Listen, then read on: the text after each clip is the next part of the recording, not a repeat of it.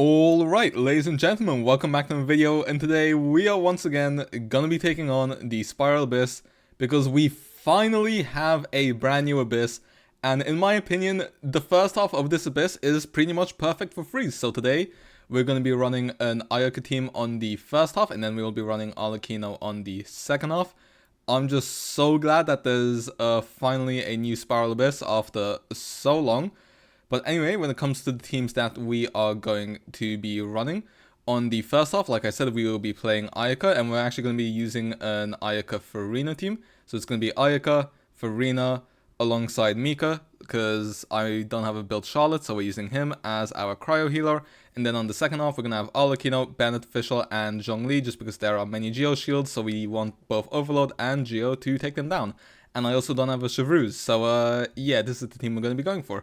But yeah, with that being said, let's just get right into it. So we're going to be starting off with a normal and charge attack boost, which is okay for our Ayaka, more so for our Arlecchino, but more importantly, we're going to start off here with an E, because we are using Ayaka on Amanoma, so I want to get as many E's in so I can get some extra energy. But yeah, once again, go for a freeze. Okay, we messed up there, now we have to wait for this guy to come down. That does mess us up slightly. I'd rather go straight from an E into a Q. Once again, we don't swell cryo there, but we should be fine. We've already done nearly about half of his health bar. If we go for one more rotation, we're just gonna ult here before he slams down. There we go, lovely iframe. And I don't think we're gonna need to use our ult here. He should be spawning his things in after this attack. So it would change absolutely nothing if we did, basically. And yep, here they come, and we will have our Ayaka's ult ready. We can just go straight into our setup here, once again using an E. Okay, he just completely ran away. Actually, you know what? This might be kind of good. We might be able to use our ult and line it up here for the PMA as soon as his shield goes down. So I'm going to go back here, and I'm going to send my ult right now. And there we go, yeah, it's hitting the PMA, which is very useful. And we get a little swell for some extra damage. And we should just be able to DPS him here with our normal and charge attacks. Get a bit of battery in there. I mean, 10k per hit. And there we go. I believe that was about 90 seconds.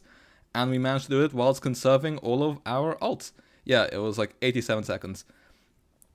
Anyway, this is a pretty weird start to the second half. This guy here, I don't know what he's doing here. He's basically just stalling.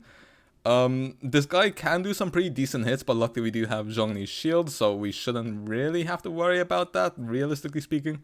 I am going to ult here though, just so that we can get a bit more battery, and also it's just a nice bit of delay as well. This guy's going to spawn in his little thing. There we go. This should go down. Yep, one Bennett E into a Oz, and we can deal some big damage here because we're also hitting some vaporizers.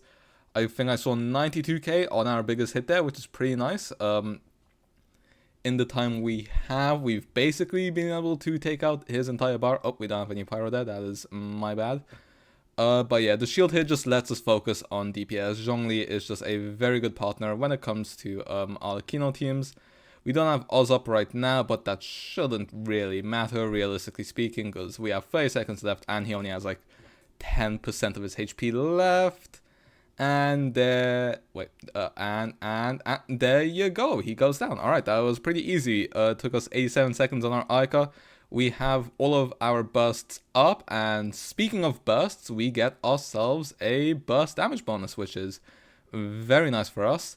Okay, I am just going to try and make these guys run over. Okay, never mind. They'll go over there, but at least that means they will stay together, which is the more important part.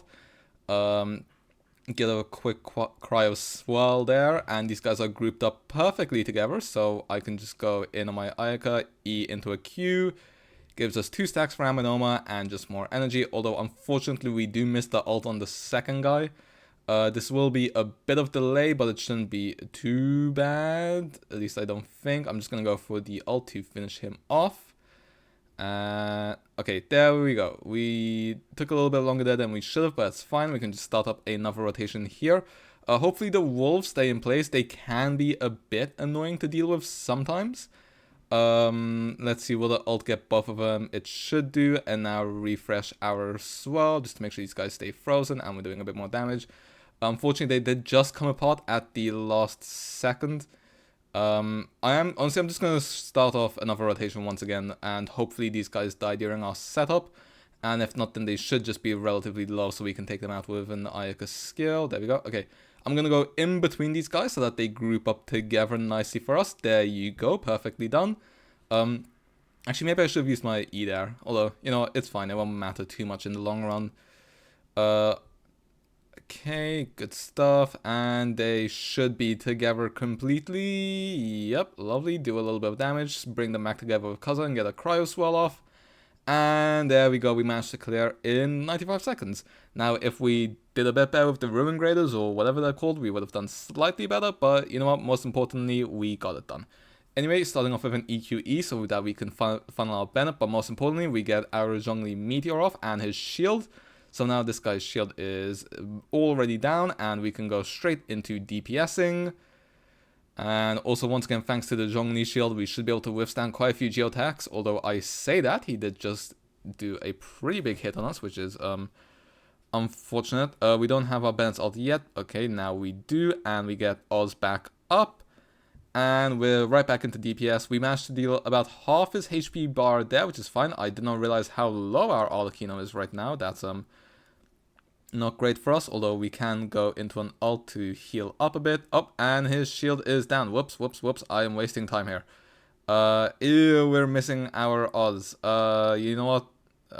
Can we get it? Can we get it? No, we can't. Okay. Slightly unlucky with the rotation timing there. Maybe our Fischl needed a bit more ER. I normally play her in double electro teams. Yeah, we basically did no damage during that cycle. But since we do have Zhongli's ult, once again, we should just be able to take this guy down.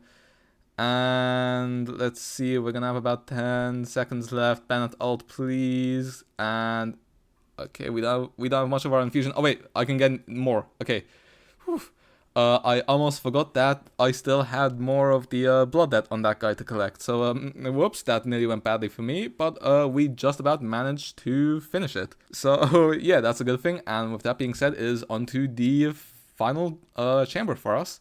But when it comes to blessings, unfortunately, we don't get so lucky. I guess I'm gonna pick up the EM.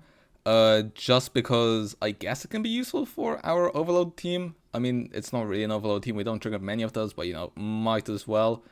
Anyway, these guys should just die to our setup so we can conserve our ult for when the next people spawn. There we go. Just want to make sure these guys are all getting hit. You know, I'm actually just going to refresh our setup, hopefully bring these guys all together. They do get knocked back really easily, which is quite annoying. Again, they're just far apart. Come back together, please. And okay, never mind. Yeah, whenever Kazuha just plunges, they just go further back. So that's unfortunate. Luckily, this guy is lower than the other one, so we can let the burst take care of that guy. And yeah, basically just normal attack that guy to death. Now, hopefully these guys don't group apart the same, although it seems like they don't because they're staying way closer to each other for the time being.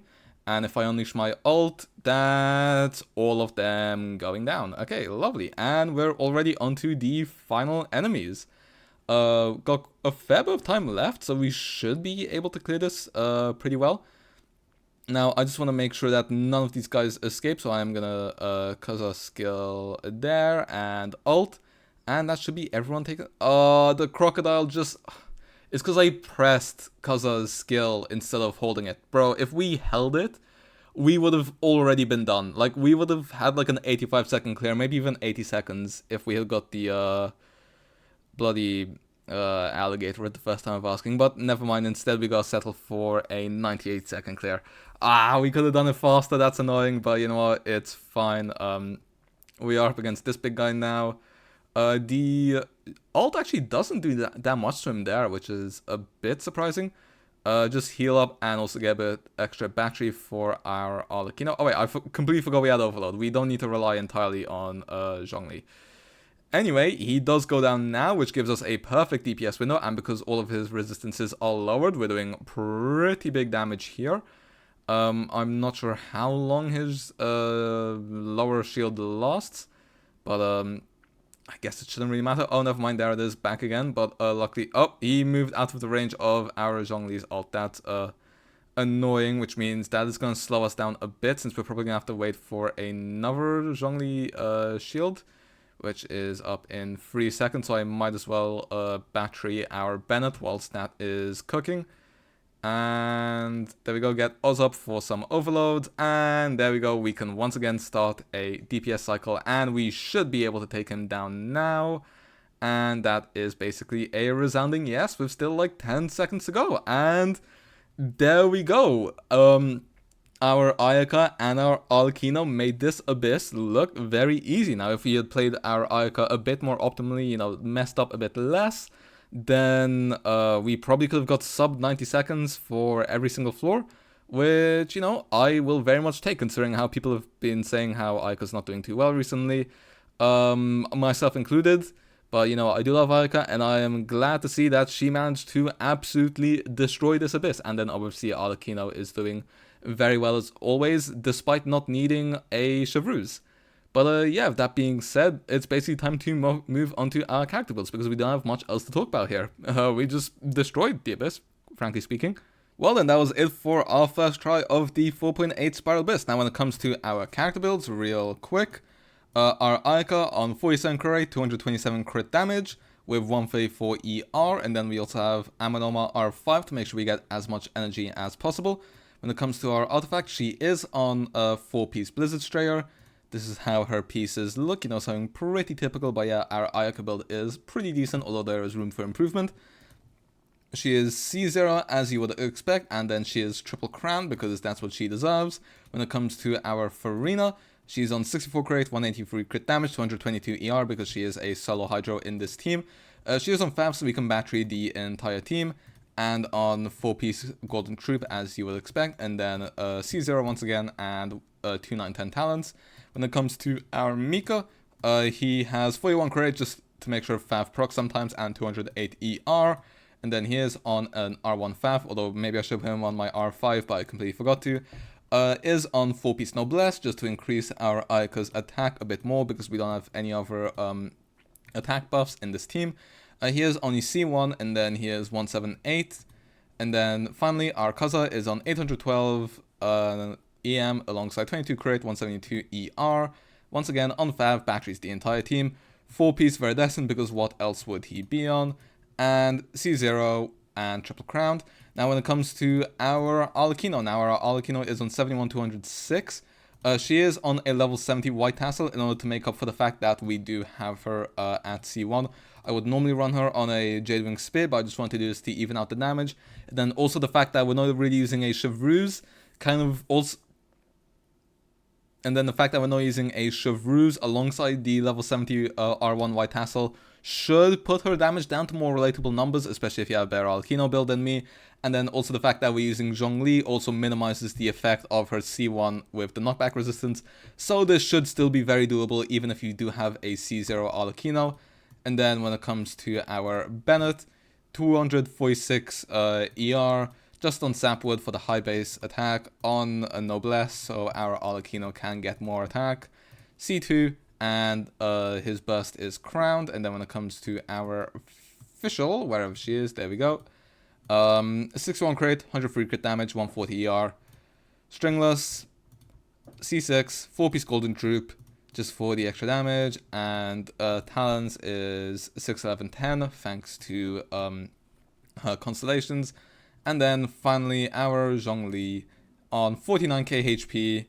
And that's really all that matters, although we do have 146 ER, which is nice from getting his burst up against some of the enemies we faced. But mainly, he is just on a full HP bot tank build, and is C0 with 610 talents. So yeah, that's it for our character builds, as well as the video. Hopefully you guys enjoyed. Be sure to let me know in the comments what you thought, and be sure to like and subscribe. It would help out the channel greatly, and we are also on the road to 1k subscribers, so be sure to subscribe. With that being said, hopefully you guys enjoyed, and I will see you guys next time. See ya!